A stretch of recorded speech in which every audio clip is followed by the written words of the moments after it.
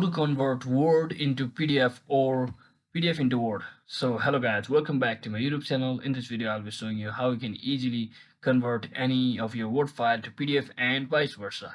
So first thing, simply head over to your any of your browser, and what I want you to do is simply click on this website, that is ilovepdf.com. So once you are here, all you have to do is simply click on this tool over here which says convert Word to PDF. Simply click on it from here. Let's say I have some Word file like this, as you can see over here.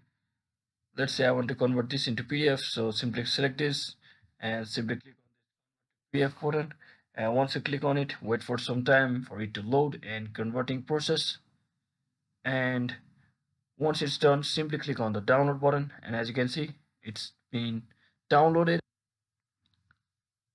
So that's exactly how you can easily convert Word into PDF. And similarly, for PDF to Word, you can simply come over again here and simply click on PDF and select any PDF file. Let's say I just downloaded this PDF file. Simply click on it and do the same process like this. Simply convert to the Word and wait for some time, and boom, and you can simply download the Word file from here, which is the PDF version of it. So this video was helpful. If it was, don't forget to like and subscribe to the channel.